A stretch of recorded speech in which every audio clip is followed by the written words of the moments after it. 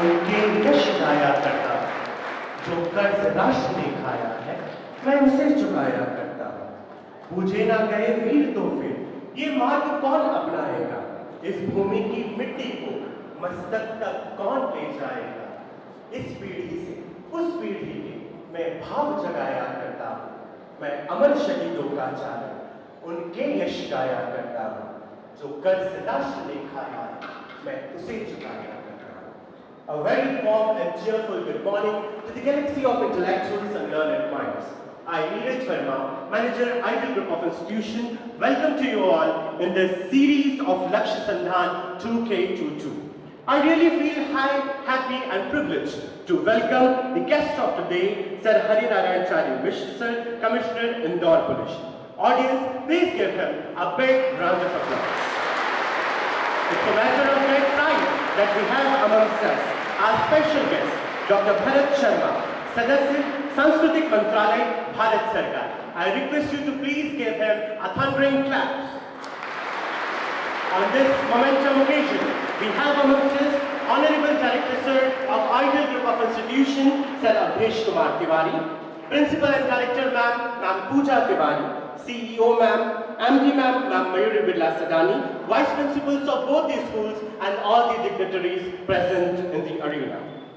Let me proudly introduce Ideal Academy and Ideal International School to you, an aputum of education established in year 1993. Dear friends, चाहे बात हो board में सर्वश्रेष्ठ परिणाम अर्जित करने की, आइडियल एकेडमी वह विद्यालय रहा है जो सतत शैक्षणिक स्तर को बढ़ाते हुए डिस्ट्रिक्ट लेवल और नेशनल लेवल पर कई मेरिट्स अर्जित करता आया है। फिर चाहे बात हो खेल के मैदान में गोल्ड मेडल जीतने की या फिर सांस्कृतिक मंचों पर अपनी प्रतिभा का लोहा मनवाने की, ये दोनों विद्यालय वो विद्यालय है जो हर बार अपने प्रतिस्पर्धियों के दांत खट्टे करने से पीछे नहीं हटते।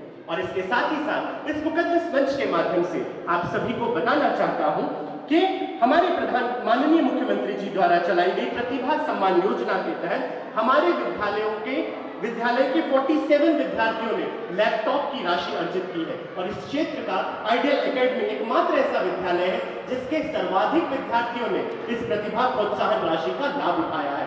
सो आइडियल एकेडमी और आइडियल इंटरनेशनल के इन प्रयासों के लिए जोरदार तालियां तो बनती है।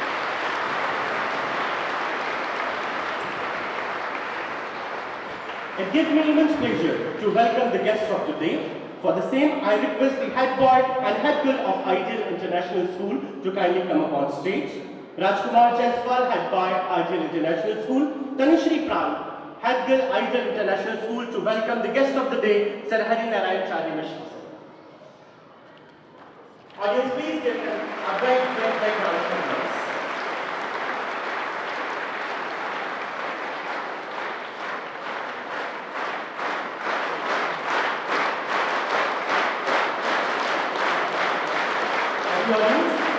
I request head boy and head girl of Ideal Academy to welcome the special guest Dr. Bharat Sharma, head boy Kanha Raghuvanshi and head girl Harshita Kaur to kindly come up on stage.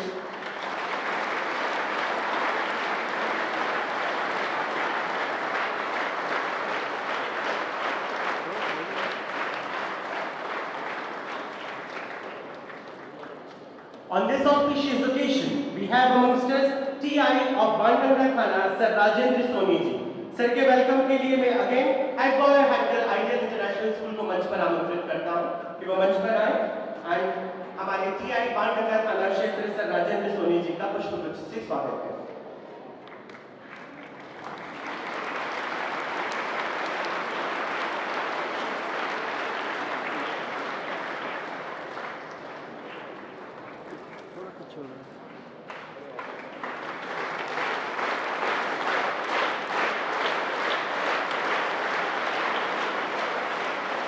हम सभी बच्चे पूरी मेहनत और लगन के साथ पास भी होते हैं, लेकिन कक्षा 12वीं के बाद एक प्रश्न हमारे मन में उठता है कि अब आगे क्या, व्हाट नेक्स्ट।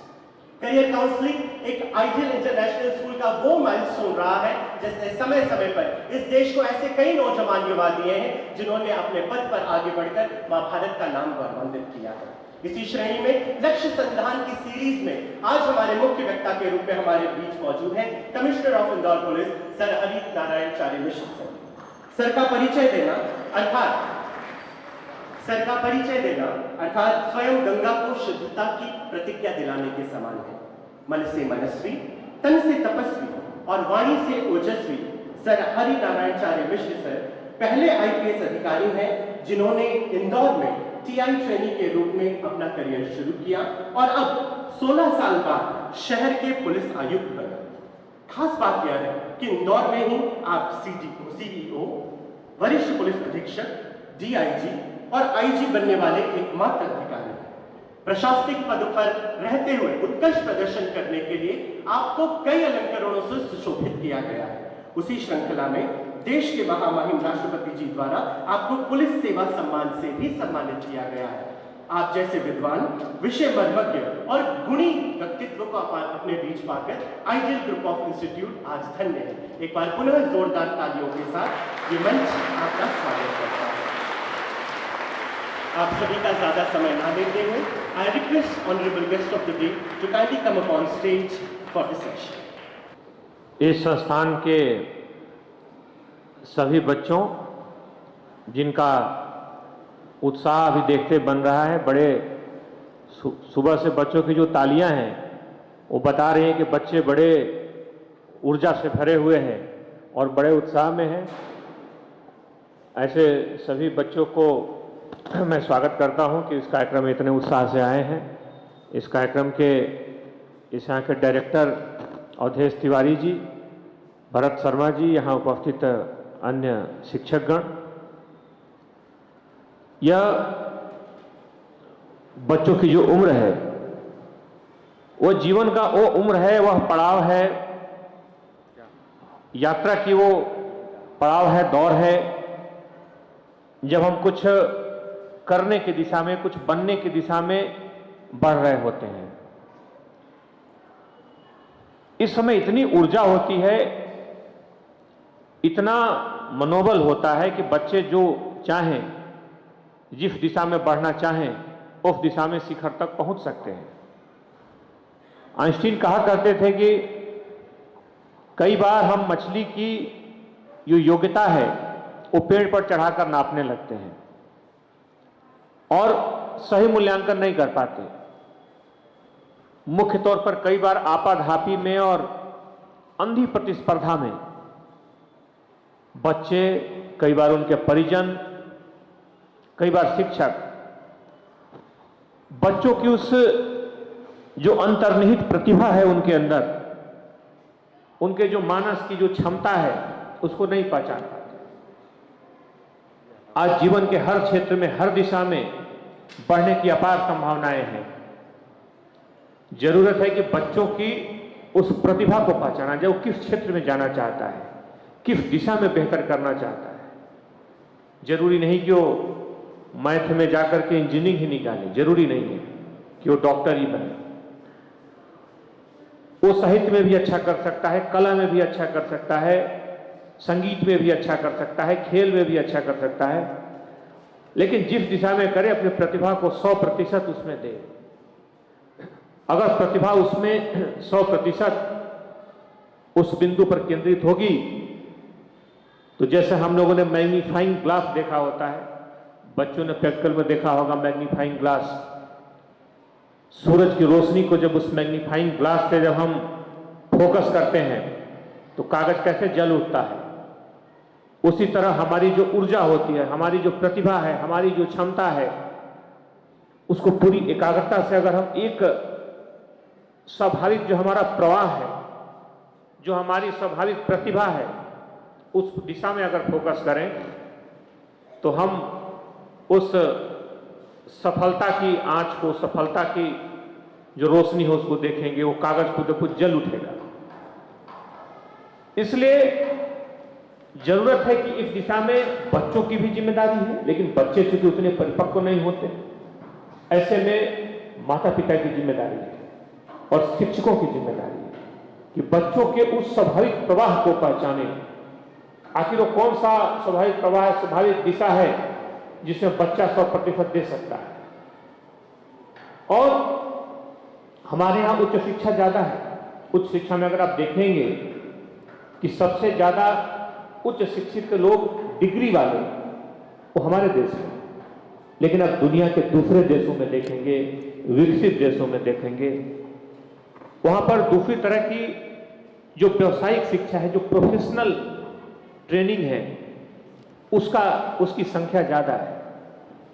इसलिए हम ज्यादा से ज्यादा पढ़ें तो बहुत अच्छी बात है, लेकिन जो पढ़ें वो मनोयोग से पढ़ें, वो थोपे हुए ज्ञान की तरह ना पढ़ें। निश्चित तौर पे इसमें हमारे शिक्षकों की बड़ी महत्वपूर्ण भूमिका होती है। हमारे मां बाप की सबसे बड़ी महत्वपूर्ण भूमिका होती है। कई बार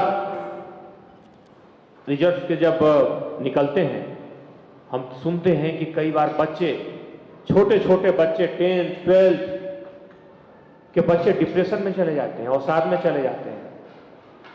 यह उम्र अवसाद में जाने की नहीं है। इस उम्र में जरूरत है कि अपनी ऊर्जा को इस तरीके से, तीव्रता से हम आगे ले जाएं, अपने मनोबल को ऊंचा ले जाएं कि छोटी मोटी समस्याएं, छोटी मोटी बाधाएं हमारे मनोबल को न डोला सके। अब्दुल कलाम साहब लिखते हैं अपनी जीवनी में, जब उन्होंने आगे बच्चों के लिए लिखी थी, कि वो एनडीए की परीक्षा देने देहरादून गए और प्रारंभिक परीक्षा में पास हुए, जो रिटन परीक्षा होती है। और उस परीक्षा के बाद, 12th के बाद वो देहरादून गए, उसका एसएसबी का इंटरव्यू था। और जब इंटरव्यू दे करके उन्हें पूरी उम्मीद थी, उन्हें अपनी क्षमता पर भरोसा था, लेकिन जब इंटरव्यू का रिजल्ट आया तो अंतिम रूप से चयनित नहीं हुए थे। बड़े अवसाद में चले गए, दुखित हो गए। उनके पास आने के लिए पैसों के टिकट नहीं थे, बहन के गहने उन्होंने गिरवी रख करके टिकट खरीदे थे। उन्होंने सोचा कि अब तो किस हिसाब से मैं जाऊंगा घर। मैं 100% मानकर चला था कि सफलता तो अवश्यंभावी है, मिलेगी ही। वो एक वहां से ऋषिकेश गए और वहां पर एक आश्रम था, वहां पर नदी के किनारे, वहां घूमने लगे और पत्थर के एक आसपास बार बार जाते थे। उन्होंने लिखा है कि स्वामी शिवानंद जी का एक आश्रम था, उसमें वहां से गुजर रहे थे। उन्होंने देखा कि एक युवक बार बार आ रहा है, नीचे देख रहा है। उन्हें कुछ शक हुआ, उन्होंने बताया कि क्या बात है। उन्होंने कहा कि मैं इस परिस्थितियों से आया हूं, मैं बहुत ही दुखित हूं। वो उसे ले गए, उन्होंने समझाया, उस बच्चे से बात की, समझे कि बच्चा बड़ी प्रतिभाशाली है। उन्होंने कहा कि देखो, हो सकता है तुम इस परीक्षा में सफल न हुए हो, लेकिन ये तुम्हारी सफलता की एकमात्र कसौटी नहीं है। हो सकता है ईश्वर ने तुम्हें और किसी बड़े काम के लिए बनाया हो। उन्होंने उसे टिकट दिए, उसे एक उसका हौसला बढ़ाया और घर भेजा। और हम जानते हैं कि उस बच्चे ने, जो उस दिन एक छोटी सी असफलता से हारने लगा था, उदास हो गया था, आगे चलकर भारत को अग्नि मिसाइल और परमाणु बम जैसे शक्तियों से नवाजा, मजबूत किया। यानी कि छोटी सी अगर कोई हमारे जीवन में असफलता आती है, उस असफलता से पीछे मुड़कर नहीं देखना है। असफलता को कहा गया है, माइकल, हम जानते हैं कि थॉमस अल्वा एडिसन जैसे लोगों ने, जिन्होंने 1,000 बार असफलता हासिल की और फिर जाकर के उन्होंने आविष्कार किए, उन्होंने लिखा कि किसी भी आविष्कार को हमने असफलता के रूप में नहीं देखा। हमने हमेशा, अन्यथा इतने सारे असफलताओं से तो हम कभी का टूट चुके होते। हमने हर असफलता को एक सबक के रूप में लिया। हमने ये जाना कि उस जगह पर जाने के बाकी रास्ते तो हैं, लेकिन यह रास्ता नहीं है। इतना तय है कि यह रास्ता सही नहीं है, इसलिए उस रास्ते को छोड़ करके तो हमने कुछ न कुछ नया सीखा। हमें जीवन में इसी सकारात्मकता से आगे बढ़ना है। और हम जानते हैं कि इस कम्युनिकेशन के कई बार कम होने के कारण, जैसा हमने जिक्र किया कि माँ बाप के साथ संवाद होना जरूरी है, शिक्षकों के साथ संवाद होना जरूरी है। ऐसे में जब हम मानसिक रूप से कई बार विचलित होते हैं, तो हमें संबल देने के लिए, हमें बताने के लिए, कई बार हम बच्चे माँ बाप के साथ कंफर्टेबल नहीं होते, क्योंकि उनका उस हद तक संवाद ही नहीं है। और पिछले अगर 10 सालों में देखें, एक दशक में देखें, तो तकनीक, टेक्नोलॉजी हम सभी के जीवन में बहुत बड़ी है। हम सभी बच्चे जानते हैं किस तरह मोबाइल, लैपटॉप, कंप्यूटर से जुड़े हैं, शिक्षा के लिए जरूरी भी है। लेकिन कई बार वो वर्चुअल दुनिया में जो आभासी दुनिया होती है उसमें इस हद तक जुड़ जाते हैं कि वास्तविक दुनिया में आसपास क्या हो रहा है इसको भूल जाते हैं। और जब आभासी दुनिया में कुछ होता है उसको जीवन में कई बार वो तालमेल नहीं बिठा पाते। तो हम सुनते हैं, अखबारों में पढ़ते हैं कि कई बार कोई गेम खेलते खेलते बच्चे ने कुछ अनहोनी कर ली, कई बार किसी दूसरे ऐसे व्यक्ति के संपर्क में आकर कई बार बच्चे ड्रग एडिक्ट हो जाते हैं, कई बार बच्चे किसी अन्य आदतों के गिरफ्त में आ जाते हैं। यह तब होता है जब बच्चों का बॉन्डिंग, बच्चों का जो संवाद, जो उनके आसपास की जो जीवंत दुनिया है उससे ज्यादा वर्चुअल दुनिया से होता है, जो आभासी दुनिया है, जो कई मायनों में अस्तित्व में ही नहीं होती। इसलिए जरूरी है, माँ बाप की भी जिम्मेदारी है, स्कूल की भी जिम्मेदारी है कि उन बच्चों के साथ संपर्क रखें, अनवरत संवाद रखें, उनकी क्षमता को पहचानें, उन्हें प्रोत्साहित करें। अन्यथा बच्चे पिछले एक दशक में अगर हम देखें, दुनिया के भी, अगर हम सिर्फ बच्चों की ही बात नहीं करें, अगर हम दुनिया के भी हेल्थ, मेडिकल, WHO की रिपोर्ट्स को देखें तो पिछले 10 सालों में अगर हम कोरोना के अपवाद काल को छोड़ दें तो पूरी दुनिया में संक्रामक बीमारियां कम हुई है। संक्रामक बीमारियां जो फैलती हैं उनकी संख्या घटी है। हमने मेडिकल साइंस से उन पर विजय पाया है। लेकिन पिछले एक दशकों में असंक्रामक बीमारियां जो लाइफ स्टाइल से पैदा होती हैं वो बीमारियां बढ़ी हैं। अमेरिका की आज सबसे बड़ी बीमारी इंसोमेनिया है, अनिद्रा है। अपने देश में दुनिया का सबसे बड़ा डायबिटिक हब बन गया है। डिप्रेशन सबसे बड़ी बीमारियों में से एक के रूप में उभरा है। इसका कारण है कि हमारे जो बच्चे हैं, हमारे जो युवा पीढ़ी है, मुख्य तौर पर टेक्नोलॉजी के कारण बाहर की दुनिया से तो जुड़ गई है, लेकिन अपनी आंतरिक दुनिया से, अपने जो जीवन संवाद होता था, हम भावनाओं को व्यक्त करते थे, बातें करते थे, उसमें कहीं ना कहीं कमी आई है। हमारी लाइफ स्टाइल बदली है और उसका कुछ अच्छे प्रभाव भी होंगे, लेकिन ये जो नकारात्मक प्रभाव है जो जीवन शैली से पैदा हुआ है उसने हमें कहीं ना कहीं कमजोर भी किया है। इसलिए जरूरी है कि हम अपनी क्षमता को पहचानें। यह वो उम्र है जब बच्चे एक नए भविष्य को गढ़ रहे होते हैं। पुलिस हर साल दिसंबर में जब अपराधों का विश्लेषण करती है तो उसमें देखती है कि आखिर बच्चे, उसमें उम्र क्या है, जो अपराध होते हैं उसका प्रोफाइल क्या है। और उस प्रोफाइल में एक चीज बड़ी स्पष्ट होती है कि किसी भी शहर में, सिर्फ इंदौर की बात ना करें, आप किसी अन्य शहर को भी देखें तो उस शहर में जितनी भी घटनाएं होती हैं, ऐसी गंभीर घटनाएं जो शहर को झकझोर देती हैं, ऐसी घटनाएं जिससे समाज विचलित हो उठता है, इन घटनाओं में अगर हम उम्र का प्रोफाइल देखें तो 90 से 95% मामलों में यह प्रोफाइल 18 से 25 वर्ष के बच्चों, युवाओं, किशोरों के उम्र के पास आती है। यानी कि अगर बच्चे की ऊर्जा का, हमारे युवा की ऊर्जा का अगर सकारात्मक उपयोग न किया गया तो ये नकारात्मक दिशा में चली जाती है। और अगर सकारात्मक दिशा में अगर उपयोग किया जाए तो दुनिया के शीर्षस्थ जितनी कंपनियां हैं, आप देखेंगे, चाहे वो सत्यम नाडाल हो, चाहे सुंदर पिचोई हो, चाहे पराग अग्रवाल हो, दुनिया के तमाम जो बड़े बड़े संस्थाएं हैं उनके शीर्ष पर भारतीय युवा पहुंच रहे हैं। इसलिए जरूरी है कि हमारे युवा एक सकारात्मकता के साथ आगे बढ़ें। बुद्ध ने कहा था, अपम स्वयं दीपो भव। उन्होंने कहा कि खुद प्रकाशित होकर दुनिया को प्रकाशित करो। और उन्होंने एक बड़ी जो जातक कथाएं हैं उसमें बड़ी अच्छी कथा इससे जुड़ी उन्होंने लिखा है। उन्होंने कहा कि एक जंगल में आग लगी थी और उस आग में पूरा जंगल धू धू करके जल रहा था। उस जंगल में एक छोटी सी चिड़िया उसमें एक तालाब से पानी ला करके पेड़ को बुझाने की कोशिश कर रही थी। यह देख करके वहां से कौवा निकला और वह देख करके उसने काफी उसका मजाक उड़ाया और कहा कि आखिर इस चीज की क्या जरूरत है, तुम जानती हो कि इससे कोई असर नहीं पड़ेगा। चिड़िया ने कहा कि मैं 2 कारणों से ऐसा कर रही हूं।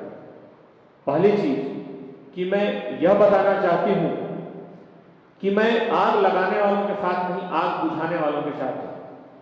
और दूसरा, जब मैं बाद में सोचूंगी तो मुझे इस बात का अफसोस नहीं होगा कि इस आग को बुझाने के लिए जो कोशिश हो सकती थी वो मैंने नहीं किया। मुझे इस बात का संतोष रहेगा अंतरिम कि मैंने इस आग को बुझाने में जो संभव था अपना प्रयास किया। तो जीवन में इस सकारात्मकता के साथ, इस पॉजिटिविटी के साथ हमें आगे बढ़ना है। और जब हम आगे बढ़ेंगे तो हमें आसपास के परिवेश के प्रति, अपने जीवन के मूल्यों को लेकर के सावधान रहना है। हम जानते हैं कि आजकल के युवाओं को जो चीजें जो परेशान करती हैं उसमें ड्रग्स की समस्या एक बड़ी समस्या है। जब बच्चे कॉलेज में जाते हैं, यहाँ से आप लोग अभी कॉलेज जाएंगे, जो 12th के बच्चे दूसरी संस्थाओं में जाएंगे, कई बार संवाद की कमी के कारण, और जो हमने बताया कि कई बार जो चमकती हुई अचानक जो कुछ एक वर्चुअल दुनिया में तस्वीर खींची जाती है और उससे लगता है कि शायद हम यही दुनिया ज्यादा सही और बेहतर है, उसमें बच्चे उस चक्काचौंध में उलझ जाते हैं। हमें सतर्क रहना है, हमें जानना है कि इस तरह की किसी भी प्रलोभन और चक्काचौंध से बचकर अपने लक्ष्य की तरफ आगे बढ़ना है। और यह उम्र है जिसमें एक शिक्षक सही दिशा में प्रेरित कर सकते हैं। ट्रैफिक की मैं बात कहूंगा, आज जितने भी एक्सीडेंट्स होते हैं उसमें 70% एक्सीडेंट जो है, 70% जो दुर्घटनाएं होती हैं उसमें दुपहिया वाहनों का रोल सबसे ज्यादा होता है। और दुपहिया वाहनों में अगर हम सबसे ज्यादा देखें तो सबसे ज्यादा संख्या जो उसका शिकार होते हैं हमारे लगभग 20 से 25-26 साल के युवा से सबसे ज्यादा प्रभावित होते हैं। इसका कारण है कि बच्चे जो, और उसमें अगर हम देखें कि सबसे बड़ी वजह क्या है, सबसे बड़ी वजह है स्पीड ड्राइविंग, तेज रफ्तार से जो वाहन चलाते हैं वो सबसे बड़ी वजह है। मोबाइल पे बात करते हुए वाहन चलाना सबसे बड़ी वजह है। दूसरे जो 2-3 जो वजह है उसमें सीट बेल्ट ना लगाना, हेलमेट ना लगाना, वो ज्यादा लोगों का, 3 लोगों का चलना, ये सारी चीजें ऐसी हमें पता है। लेकिन बच्चों को लगता है कि हम जो उसमें हम तेजी से रफ्तार में चलेंगे, हम अपनी तेज रफ्तार से चलेंगे तो शायद उन्हें लगता है कि ये जो थ्रिल है ये जीवन क्या है और इसे हमें करना चाहिए। उन्हें जानते हैं कि थ्रिल्स बट किल्स, ये जीवन को ले लेगी घटनाएं छोटी छोटी।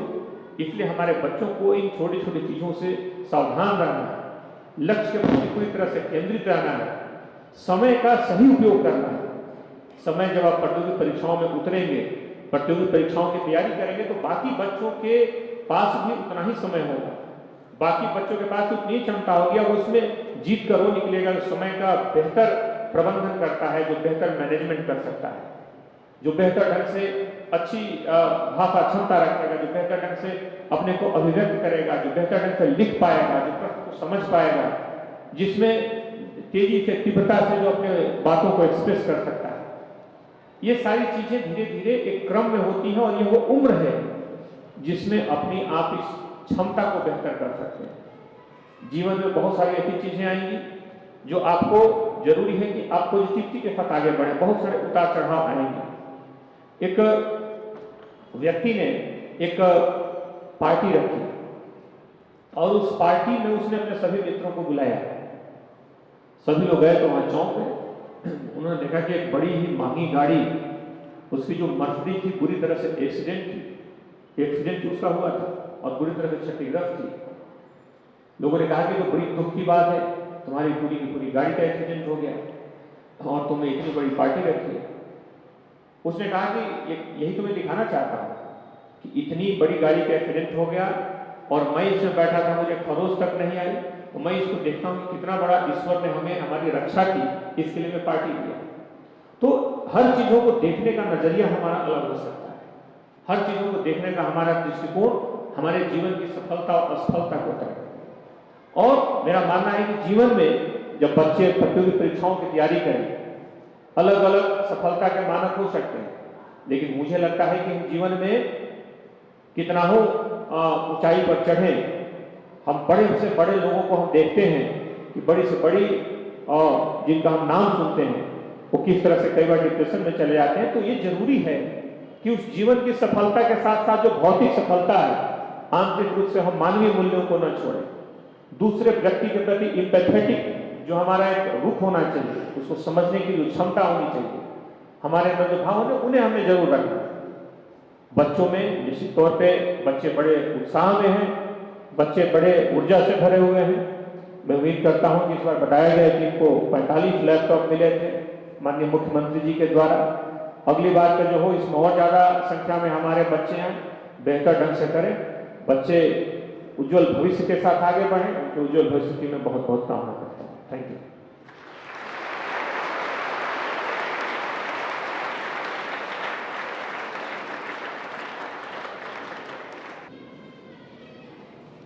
Good morning, sir. Sir, my name is Navya and I'm in class 10th right now. And my question is that how do you manage or deal with day-to-day stress? Like, what's the key? How do you work with, the day-to-day stress and all? हम जिस जगह पे भी रहें, पहला चीज क्या है कि जीवन हम देखते हैं, सभी लोगों ने ईसीजी देखा होगा, ईसीजी देखा है। अगर हम मशीन पे जोड़ते हैं ना, तो हमारी जो अगर कोई व्यक्ति जीवित है उसकी लाइन ऐसे होती है, कर्व्स होती है। जो स्ट्रेट लाइन होती है इसका मतलब क्या है? इज नो मोर होता है ना। तो जीवन जब हम आगे बढ़ते हैं तो उसमें कोई भी जीवन ऐसा नहीं हो सकता जो बिल्कुल स्ट्रेस फ्री हो। सीमित मात्रा में स्ट्रेस होना हमारे आगे बढ़ने के लिए थोड़ा आवश्यक है। जैसे आप सभी लोग बच्चे लोग तैयारी करते हैं प्रतियोगी परीक्षाओं का कंपटीशन का, तो जब परीक्षा नजदीक आता है तो ज्यादा पढ़ते हैं कि नहीं?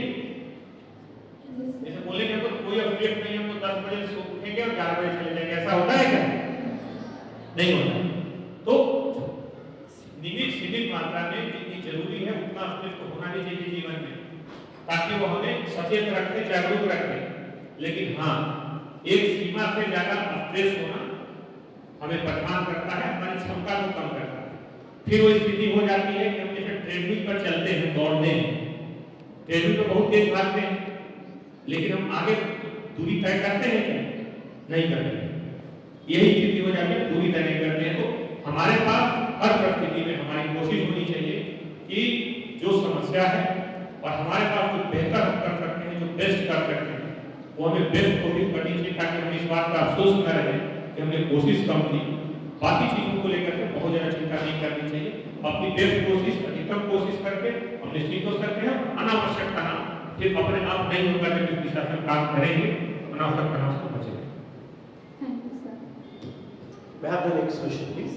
I request the child to kindly come forward.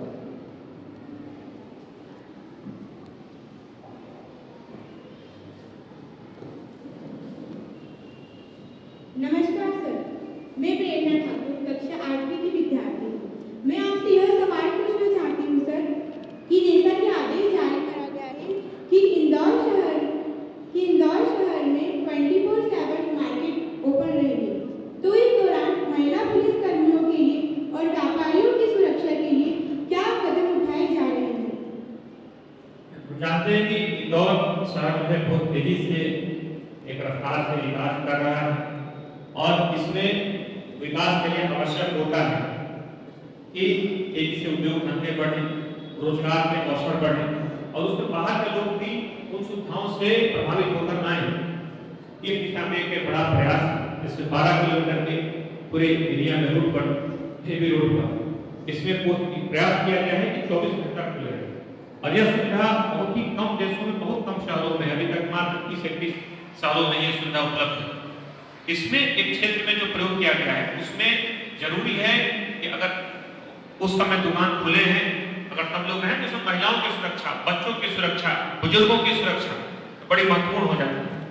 इसके लिए हमारी जो रात की जो पुलिस की पेट्रोलिंग होती है, पुलिस की जो उपलब्धता है, वो चीजें बढ़ी है, पुलिस की पेट्रोलिंग बढ़ी है, उससे क्या पुलिस बढ़ी है, और उनका उद्देश्य कि किसी भी तरह की घटना ना हो। और लकली अभी तक जो भी प्रयास हुए हैं पूरी तरह से सफल हुए हैं, और वो किसी भी तरह की घटना से नहीं हुई है। पुलिस पूरी तरीके से 24 घंटा सारे जो दुकानें हैं, जो तरह की व्यवस्था की गई है, वो सफल सार्थक से। धन्यवाद। I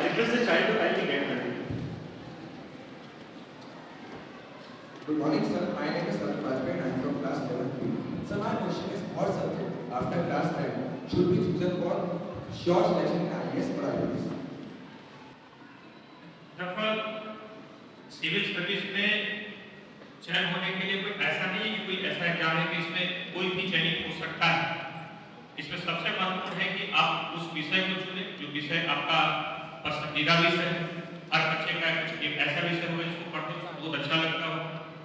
दूसरा उसमें जरूरी है कि हम जब पढ़ें तो एक जो भी चीजें एनालिटिकल होती है, जो चीजें आप देखते हैं उसके लिए आपकी जिस माध्यम में हो आपकी बेहतर ढंग से आप उसको प्रस्तुत करें, लगातार मेहनत करें। उसमें विषयों का जो सिलेबस होता है उसका काफी विस्तार होता है, तो लगातार कठिन मेहनत, कठोर मेहनत उसकी प्रारंभिक शर्त है।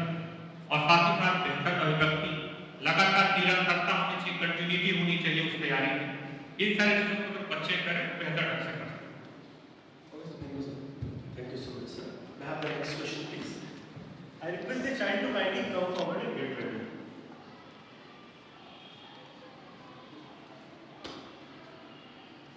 नमस्कार सर, मैं वैष्णवी यादव क्लास 9 की स्टूडेंट हूँ। मैं आपसे ये सवाल पूछना चाहती हूँ कि आप इंदौर शहर में अपने कार्यकाल के दौरान क्या बड़े बदलाव करना चाहते हैं?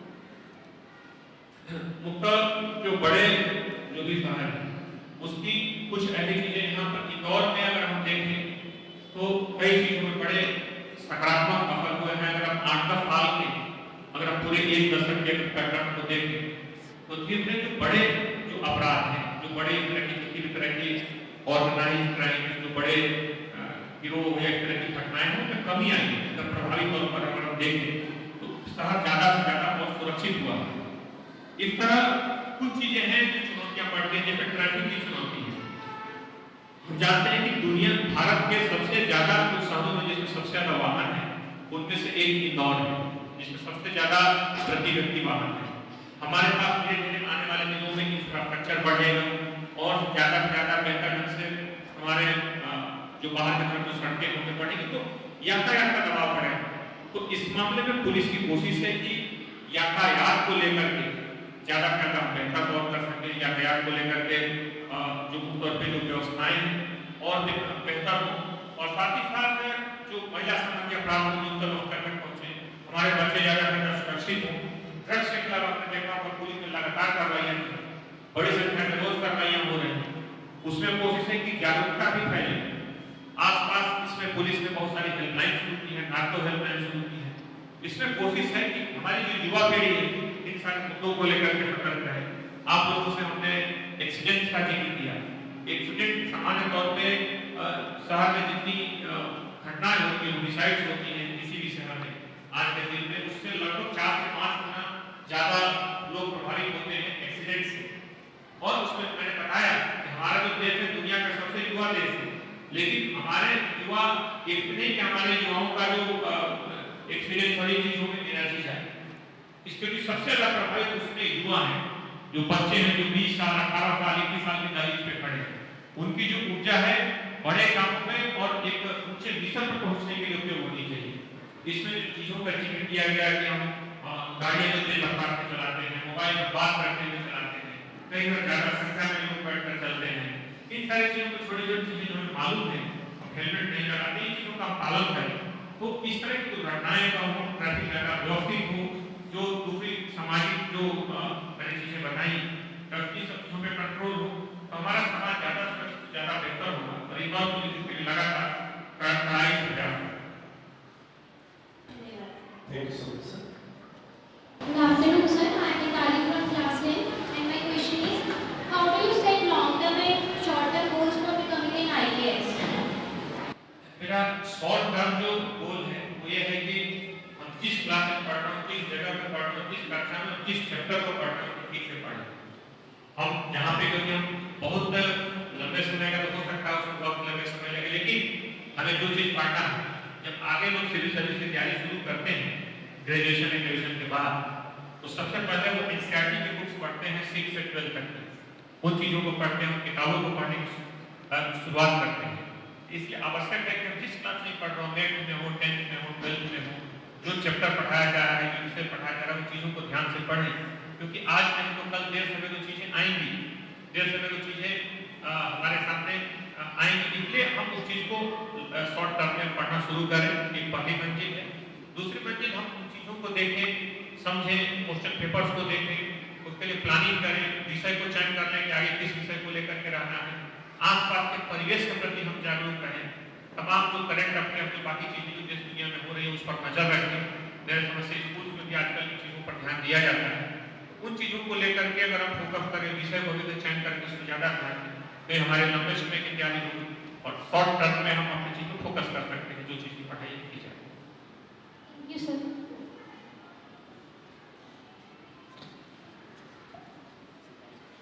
Good morning, sir. My name is Athar Afre. I am from class 11. Sir, my question is, how can I am a student of class 11, can help army and police and other defense services so that they can perform their duty, they can execute their duty? सबसे अच्छी चीज तो अगर तैयारी करना चाहते हो इस तरीके से, तो सबसे दो चीजें बड़ी जरूरी है इस उम्र में, इस एज में। हमको एक तो फिजिकल फिटनेस अच्छी रखनी चाहिए और मेंटल फिटनेस अच्छी रखनी है। एक्सरसाइज करनी है, पढ़ाई को लेकर के गंभीर रहना है और साथ साथ हमारी जो संकल्प है, जो हमारे लक्ष्य है, उसको लेकर के अभी हम तय कर रहे हैं। यह उम्र होती है, पहले हम सोचते थे कि हम ग्रेजुएशन के बाद, पोस्ट ग्रेजुएशन के बाद सोचेंगे और करियर को तय करेंगे, लेकिन प्रतिस्पर्धा बढ़ी है। उस प्रतिस्पर्धा को देखते हुए आपको अपनी लक्ष्य तय करना पड़ेगा।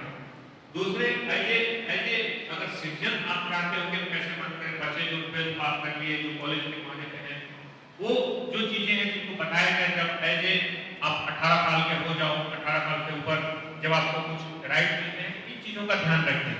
जैसे कि बीच बीच में, जैसे कि अगर मोटरसाइकिल चलाना हो, जैसे कि आपको इवन न सिर्फ बच्चे खुद के लिए बल्कि अभी अपने पेरेंट्स को कर सकते हैं। अगर उनके पेरेंट्स अगर घर से बाहर निकल रहे हैं, मोटरसाइकिल पर बिना हेलमेट के जा रहे हैं, अगर किसी का बच्चा बोलेगा कि हेलमेट पहन के जाइए, तो कोई भी पिता उसको इग्नोर नहीं कर पाएगा। अगर वो बोलेगा कि हेलमेट लगाइए कोई बच्चा, तो उसका पिता उसको इग्नोर नहीं कर सकता। तो ये बच्चे जिस जगह पे हैं उस दिशा में शुरुआत कर सकते हैं। इससे भी हम बहुत बेहतर ढंग से लोगों की अच्छी आदतों को बनाने में, अपने कम से कम जिस जगह पर है, घर के लोगों को बेहतर ढंग से हम उनको डेवलप करने में मदद कर सकते हैं। Thank you, sir.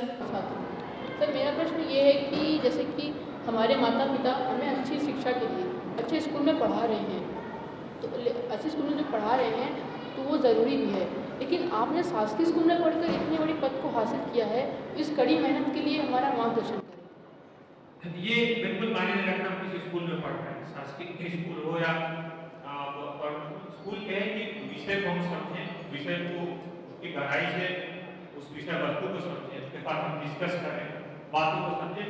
ये चीजें थोड़ी बहुत हल्का फुल्का 2-4% अंतर रखती है कि कितने अच्छे स्कूल में पढ़ रहे हैं, उसमें सिर्फ ये अंतर रखता है कि बाहर की प्रतिस्पर्धा और चीजों को हम समझ पाते हैं। लेकिन जो चीज वास्तविक रूप में आपकी सफलता को तय करती है बच्चों की, वो भीतर की इच्छा शक्ति, आपका विल पावर कितना है।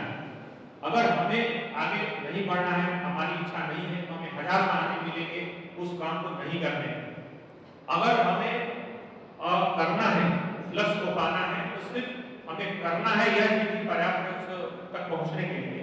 इसलिए ये चीजें बहुत मायने नहीं रखती हैं, कहाँ पढ़ रहे हैं, किस कस्बे में पढ़ रहे हैं, छोटे से शहर में पढ़ रहे हैं, बड़े शहर में पढ़ रहे हैं, मेट्रो में पढ़ रहे हैं, ये सब चीजें बाद में क्षणिक हो जाते हैं। जैसे कि अगर हम देखें तो 90% से ज्यादा जो बच्चे होते हैं उनकी संख्या लगभग सीबीएसई के 2 लाख से ज्यादा होती है। 90% से ज्यादा मार्क्स होते हैं जो सीबीएसई ने आंकड़े पिछले साल जारी किए, उसमें 2 लाख से ज्यादा बच्चे 95 के ऊपर। और उसमें अगर हम सीधे देखें किसी भी बेहतर जो सबसे टॉप इंजीनियरिंग कॉलेज है तो 7-8 हजार ज्यादा नहीं, जो बेहतर इंस्टीट्यूट, यानी कि उनका भी अगर हम देखें तो अगर 2-3% अगर उसमें से हम करेंगे तो आ सकते हैं। तो ये सफलता जो है उसकी थोड़ा सा प्रतिस्पर्धा बढ़ी है और उसमें स्कूल कॉलेज से ज्यादा ये मायने रखते हैं कि हमारे उसको सफलता को पाने की इच्छा है। Thank you so much, sir, for this thought-provoking and tremendous question and answer session.